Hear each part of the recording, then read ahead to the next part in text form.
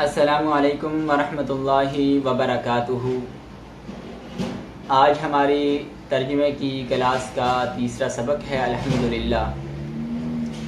اعوذ باللہ من الشیطان الرجیم، بسم اللہ الرحمن الرحیم۔ ومن الناس، واو منا اور من منا سے، الناس لوگوں میں سے، من وہ، یقولو کہتے ہیں، آمنا ہم ایمان لائے، باللہ اللہ پر، وبالیوم الآخری واو منا اور بالیوم الآخری اور آخرت پر، وما ہم اور نہیں ہے وہ بمؤمنین ایمان لانے والے۔ یعنی اس آیت مبارکہ میں اللہ تبارک و تعالی نے ارشاد فرمایا کہ لوگوں میں سے کچھ لوگ یعنی بعض لوگ ایسے بھی ہیں جو زبان سے تو اس بات کا اقرار کرتے ہیں، اس بات کو تسلیم کرتے ہیں کہ ہم اللہ رب العالمین پر اور یوم آخرت پر ہم ایمان رکھتے ہیں، اور اللہ رب العالمین نے ان کے بارے میں فرمایا کہ وہ ایمان لانے والے نہیں ہیں، یعنی وہ ایمان والے نہیں ہیں۔ اگلی آیت میں فرمایا یخادعون اللہ، یخادعون وہ دھوکا دیتے ہیں اللہ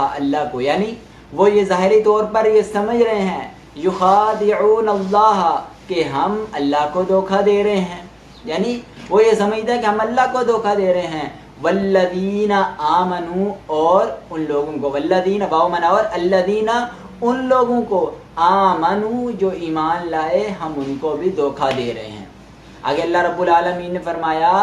وما یخدعون، وما نہیں وہ دھوکا دے رہے،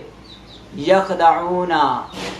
اپنے آپ کو ہی وہ دھوکا دے رہے ہیں، الا انفسہم اپنے نفسوں کو دھوکا دے رہے ہیں، اپنے نفسوں پر ظلم کر رہے ہیں، زیادتی کر رہے ہیں، یعنی دنیا میں بھی اپنے نفسوں پر زیادتی ظلم اور آخرت میں بھی اپنے ہی نفسوں پر ظلم و زیادتی کر رہے ہیں۔ وما یشعرون وہ اس بات کو سمجھتے نہیں ہیں، وہ اس بات کا شعور نہیں رکھتے، وہ عقل نہیں رکھتے، وہ ظاہری طور پر اپنے آپ کو ہی دھوکا دے رہے ہیں۔ یعنی اللہ تبارک و تعالی نے اس آیت کریمہ میں فرمایا کہ کچھ لوگ جن کا پچھلی آیت میں تذکرہ فرمایا تھا انہی کا تذکرہ یہاں پر ہو رہا ہے۔ فرمایا کہ کچھ لوگ ایسے ہیں جو ظاہری طور پر تو یہ سمجھتے ہیں کہ ہم یہ جھوٹی بات کہہ کر ایمان والوں سے جھوٹی بات کہیں گے، اللہ کے رسول پر اور یوم آخرت پر ایمان رکھتے ہیں، قرآن پر ایمان رکھتے ہیں،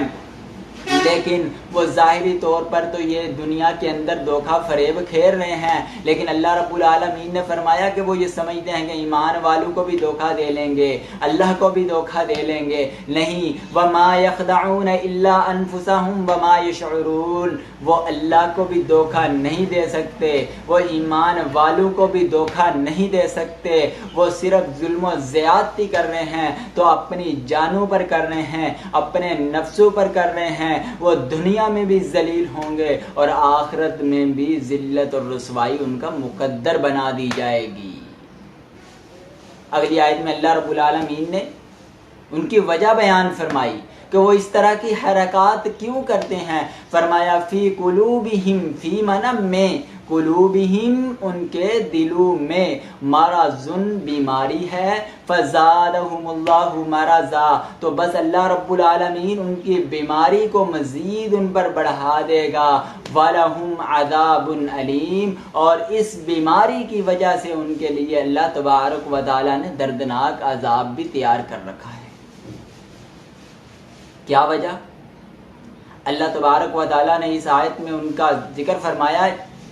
کہ وہ لوگ اس وجہ سے یہ حرکات کر رہے ہیں کہ ان کے دلوں کے اندر ایک بیماری ہے۔ وہ بیماری کیا ہے؟ نفاق کی بیماری ہے، ان کے اندر جھوٹ کی بیماری ہے، ان کے اندر غیبت کی بیماری ہے، ان کے اندر طرح طرح کی برائیاں بر کے رکھی ہوئی ہیں، ان کے اندر شک کی بیماری ہے، ان کے اندر ریاکاری کی بیماری ہے، ان کے اندر دکھلاوے کی بیماری ہے۔ یعنی وہ ظاہری طور پر دینی کام کرتے ہیں لوگوں کو دکھانے کے لیے، اندر سے ان کی منشا کچھ اور ہوتی ہے، اندر سے ان کے ارادے کچھ اور ہوتے ہیں۔ ان کے اندر یہ بیماری ہے۔ تو اللہ تبارک و تعالیٰ نے فرمایا فزادہم اللہ مرضا، تو اللہ تبارک و تعالیٰ نے ان کی بیماری میں ان کو مزید بڑھا دیا ہے، یعنی کہ ان کے اندر شک کی بیماری ہے، وہ شک کی بیماری میں بڑھ گئے ہیں، ان کے اندر غیبت کی بیماری ہے، وہ مزید غیبت کی بیماری میں بڑھ گئے ہیں، ان کو یہ عادت پڑ چکی ہے جب تک وہ کسی کی غیبت نہ کر لیں اس وقت تک انہیں چین نہیں آتا، انہیں جھوٹ کی عادت پڑ چکی ہے، وہ جھوٹ نہ بولے ان کا کام نہیں ہوتا، کاروبار میں بھی جھوٹ ہے، دکانداری میں بھی جھوٹ ہے، گھر کے معاملات میں بھی جھوٹ ہے، یعنی جب تک وہ جھوٹ نہ بول لیں انہیں چین نہیں آتا ہے۔ تو اللہ تبارک و تعالیٰ نے پھر کیا فرمایا وَلَهُمْ عَذَابٌ عَلِيمٌ، ان گناہوں کی وجہ سے، ان ریاکاریوں کی وجہ سے، ان شک کی بیماریوں کی وجہ سے اللہ تبارک و تعالیٰ نے وَلَهُمْ عَذَابٌ عَلِيمٌ، اور ان کے لیے دردناک عذاب تیار کر رکھا ہے جس میں وہ ہمیشہ کے لیے رہیں گے۔